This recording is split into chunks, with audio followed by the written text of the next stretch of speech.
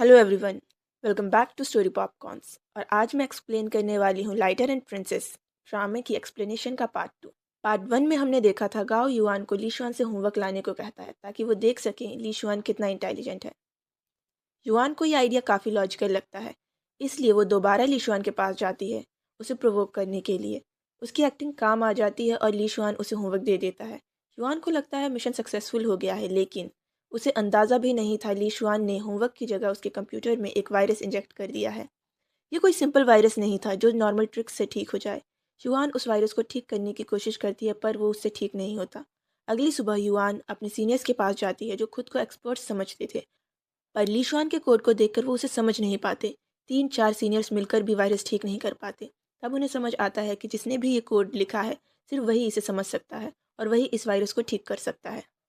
बाद में युआन को मजबूरन प्रोफेसर के पास जाना पड़ता है, लेकिन सर भी लीशुआन की थिंकिंग देखकर शॉक हो जाते हैं और वायरस उनसे भी सॉल्व नहीं होता। एट द एंड सर लीशुआन को वायरस के लॉजिक के बारे में पूछते हैं। लीशुआन सर को वायरस का लॉजिक एक्सप्लेन करता है, लेकिन युआन का कंप्यूटर खुद फिक्स नहीं करता।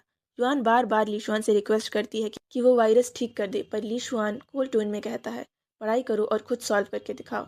युआन पूरी रात हॉस्टल में ट्राई करती है, लेकिन कुछ भी काम नहीं आता। सुबह गांव एक सिंपल सा सोल्यूशन मैसेज करता है। युआन सोल्यूशन देखकर शॉक हो जाती है।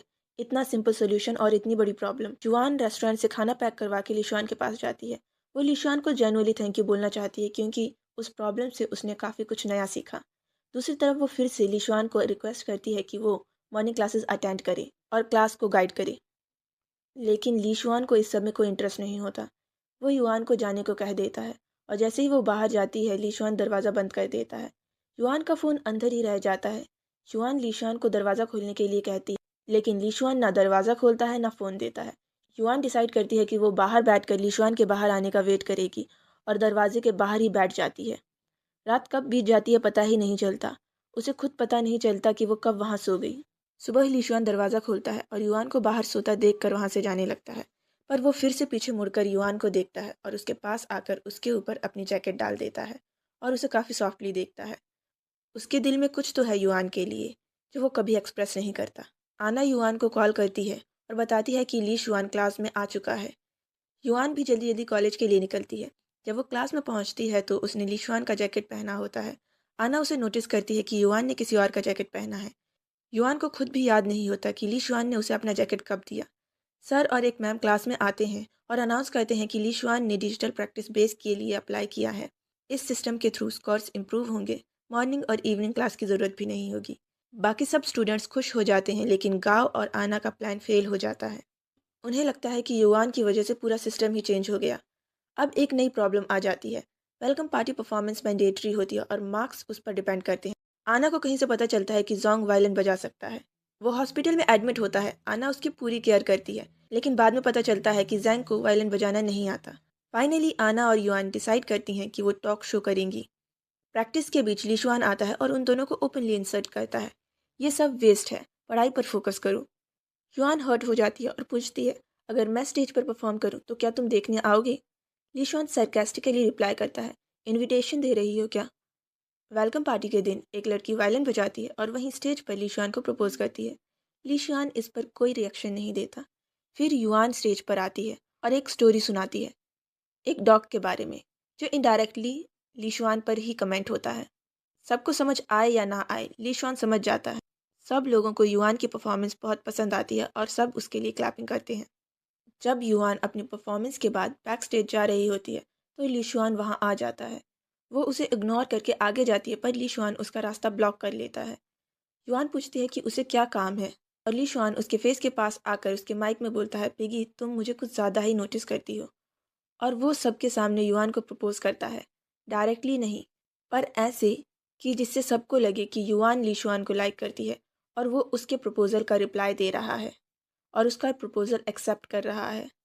ये सब रिकॉर्ड हो रहा होता है और ये वीडियो वायरल हो जाती है। इसके बाद युआन का कहीं भी जाना मुश्किल हो जाता है, क्योंकि सब ने वो प्रपोजल वाला वीडियो देख लिया था। युआन कॉलेज में ऑकवर्ड फील करती है, चेहरा छुपाकर घूमती है। डैमेज कंट्रोल के लिए वो सोशल मीडिया पर पोस्ट करती है कि उन दोनों के बीच में कुछ नहीं है। लेकिन ली शुआन कमेंट कर देता है, सॉरी तुम्हें गुस्सा नहीं दिलाना चाहिए था। फिर युआन ब्रॉडकास्टिंग रूम में सब क्लियर करती है, लेकिन गॉसिप और बढ़ जाती है। नेक्स्ट डे जब ली शुआन क्लास में आता है तो सब उसे देखकर शॉक हो जाते हैं, क्योंकि ली शुआन ने अपने बालों का कलर चेंज करवा लिया था। उसने अपने बालों का कलर ब्लैक करवा लिया था और वो अपने न्यू लुक में और भी ज़्यादा हैंडसम लग रहा था। और उसके हेयर कलर चेंज करवाने की वजह से रूमर्स और भी स्ट्रांग हो जाते हैं। सबको लगता है ली शुआन ने अपने बालों का कलर युआन के लिए चेंज किया है। क्लास के बाद युआन ली शुआन से बात करती है और कहती है कि वो सबको सच बता दे कि उनके बीच कुछ भी नहीं है। पर ली शुआन को ये सब करने में बहुत मज़ा आ रहा होता है और वो ये रूमर्स एंड नहीं करने वाला था। नेक्स्ट सीन में हम देखते हैं युआन, आना और गाओ ने जो स्टडी ग्रुप बनाया था, ली शुआन ने उसे अपना ग्रुप बना लिया था। ली शुआन के ग्रुप में होने की वजह से सब ग्रुप की लड़कियां ली शुआन के बस आगे पीछे ही घूम रही थी और हर मिनट किसी न किसी का ऑर्डर आ रहा था। सभी लड़कियां ली शुआन को इम्प्रेस करने के लिए उसके लिए कुछ न कुछ ऑर्डर कर रही थी। सभी ली शुआन के लिए खाना मंगवाती हैं और ली शुआन को देती हैं, पर ली शुआन किसी पर भी ध्यान नहीं देता। बार बार फूड डिलीवरी से युआन डिस्टर्ब हो रही थी और लास्ट में उसका सब्र खत्म हो जाता है और वो ली शुआन से कहती है ये उनका ग्रुप है, पर ली शुआन उसे अपना बेस कैंप कहता है। युआन गुस्सा हो जाती है, पर पूरी क्लास ली शुआन के साइड थी। एक एक करके युआन के ग्रुप के स्टूडेंट्स भी ली शुआन के ग्रुप में शिफ्ट हो जाते हैं। आना भी ली शुआन के ग्रुप में चली जाती है। अब बात ईगो पर आ जाती है। युआन और गाओ फुल कॉन्फिडेंस में होते हैं अपने एग्ज़ाम मेथड पर। युआन बेट लगाती है कि नेक्स्ट वीक में जो मिड टर्म एग्ज़ाम्स होंगे, अगर मैंने और गाओ ने सी लैंग्वेज में तुमसे अच्छा स्कोर किया तो ली शुआन ये क्लासरूम और ग्रुप छोड़ देगा, और अगर ली शुआन जीतता है तो हम दोनों चुपचाप हार मान लेंगे और वो जगह छोड़ देंगे। और यहीं से असली वॉर शुरू होती है। सब लोग मिड टर्म एग्ज़ाम्स की तैयारी में लग जाते हैं। एग्ज़ाम से एक दिन पहले सभी क्लासरूम्स लॉक होते हैं, इसलिए युआन ली शुआन की जगह पर चली जाती है, पर वहाँ लॉक लगा होता है। तभी ली शुआन भी वहाँ आ जाता है, लॉक ओपन करता है और बोलता है तुम मेरी परमिशन के बिना इस जगह को यूज़ करने आई हो। युआन बोलती है कि कोई जगह नहीं है और कल एग्ज़ाम है, मुझे पढ़ना है, बस आज रात के लिए मुझे इस जगह को यूज़ करने दो। ली शुआन उसे जगह यूज़ करने देता है। दोनों रात भर बिना सोए वहाँ पढ़ते हैं और पढ़ते पढ़ते ही सुबह हो जाती है। युआन से एक प्रॉब्लम सॉल्व नहीं हो रही थी। वो बहुत कोशिश करती है पर उससे वो क्वेश्चन सॉल्व ही नहीं होता।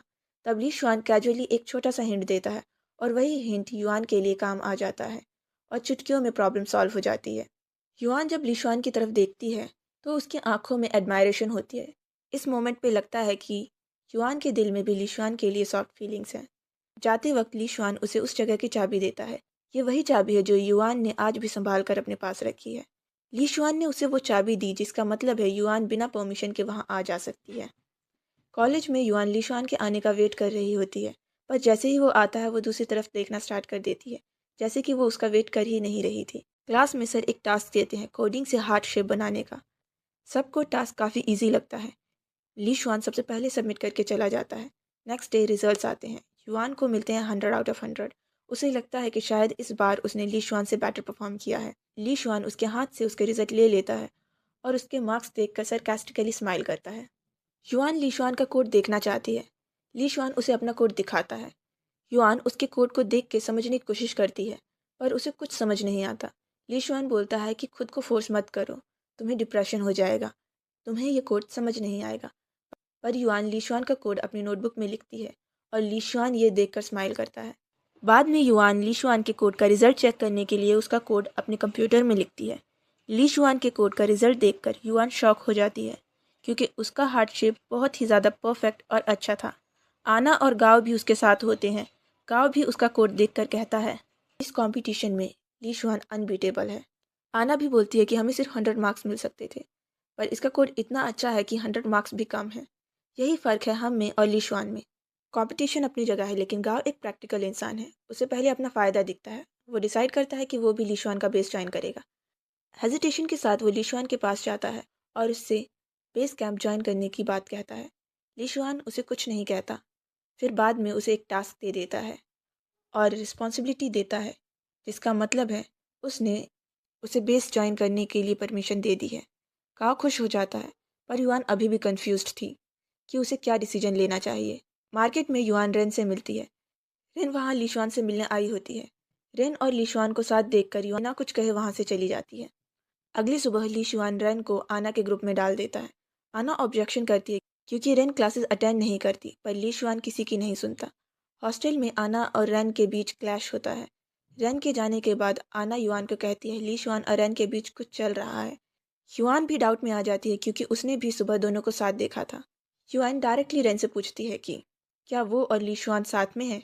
रेन हंसती है और कहती है ली शुआन मेरे टाइप का नहीं है। वो उल्टा बोल देती है कि शायद आना ही ली शुआन को लाइक करती है, इसलिए वो उसके ग्रुप में हमेशा रहती है। जब युआन आना को बताती है कि रेन और ली शुआन के बीच कुछ नहीं है, तो आना का फेस चेंज हो जाता है। उसके फेस पर एक छोटी सी स्माइल आती है। नेक्स्ट डे जब आना अपना प्रोजेक्ट सबमिट करती है तो ली शुआन आना के प्रोजेक्ट को रिजेक्ट कर देता है। युआन रीज़न पूछने जाती है। ली शुआन क्लियरली बताता है आइडिया लो क्वालिटी का है और उसकी कोई भी वैल्यू नहीं है। युआन को यकीन नहीं होता। वो प्रोजेक्ट को सर को दिखाती है। सर भी वही बोलते हैं और युआन को सजेस्ट करते हैं कि वो ली शुआन का बेस ज्वाइन करे, क्योंकि वहाँ वो ज़्यादा सीख पाएगी। बाहर खड़ा ली शुआन बोलता है कि तुम्हें सर की बात मान लेनी चाहिए, तुम हमारा ग्रुप ज्वाइन कर लो। अगर तुम ग्रुप ज्वाइन करोगी तो मैं खुद तुम्हें वेलकम करूँगा। और युआन को नेक्स्ट डे सुबह 7 बजे आने का टाइम दे देता है। युआन अनएक्सपेक्टेडली बहुत खुश हो जाती है और पूरी रात सुबह होने का वेट करती है। युआन टाइम से पहले ही पहुंच जाती है। वहाँ कोई भी नहीं होता। थोड़ी देर बाद स्टूडेंट्स आना शुरू करते हैं और उसे पता चलता है कि यहाँ कोई फिक्स टाइमिंग है ही नहीं। ये युआन आता है, सबको अपने अपने प्रोजेक्ट्स पर लगा देता है। युआन कंफ्यूज्ड होती है, उसे पता ही नहीं होता कि उसे क्या काम करना है। ली शुआन उसे दूसरों का काम करने को बोल देता है। युआन को खुद पे गुस्सा आता है, जैसे वो किसी की सर्वेंट है। गुस्से में वो ली शुआन को कहती है तुम भूल रहे हो, तुमने मुझे यहाँ इनवाइट किया था। ली शुआन अनाउंस करता है और सार्कास्टिकली कहता है लुक, ये प्रिंसेस है जिसे मैंने इनवाइट किया है, और क्लैप करता है। और युआन को टीज करते हुए बोलता है कि युआन की आने की खुशी में मैं सबको आज डिनर पार्टी दूंगा। युआन बहुत एम्बेरस हो जाती है, लेकिन ली शुआन सच में सबको डिनर पार्टी देता है, उसी रेस्टोरेंट में जहाँ रेन का बैंड परफॉर्म करता है। वॉशरूम के बाहर कुछ बुरे लड़के युआन को टीज करते हैं। बैंड के मेंबर्स बचाने आ जाते हैं पर पिट जाते हैं। फाइनली ली शुआन आता है, उन लड़कों से फाइट करता है। फाइट के बाद युआन ली शुआन से कहती है अगर तुम मुझसे अपनी गर्लफ्रेंड के काम करवाओगे तो मैं ग्रुप छोड़ दूंगी, और वहाँ से जाने लगती है। पर ली शुआन उसका हाथ पकड़ लेता है और बोलता है तुमने आज ही ग्रुप ज्वाइन किया है और आज ही ग्रुप छोड़ दोगी क्यों। युआन बोलती है मुझे छोड़ दो वरना तुम्हारी गर्लफ्रेंड आ जाएगी। ली शुआन कामली कहता है किसने कहा वो मेरी गर्लफ्रेंड है। वो अपनी पॉकेट से एक पेन ड्राइव निकालता है और युआन को पेन ड्राइव देकर चला जाता है, और जाते जाते बोलता है इसे देख लेना। रूम पर जाकर युआन पेन ड्राइव चेक करती है। ली शुआन ने उसके प्रोजेक्ट को डिटेल में चेक करके उस पर काम किया होता है। युआन ये देखकर बहुत खुश हो जाती है और सरप्राइज भी। नेक्स्ट मॉर्निंग जब युआन बेस पर आती है तो ली शुआन वहाँ सो रहा होता है। युआन ली शुआन को सोते हुए देखती है और उस पर जैकेट डालने जाती है।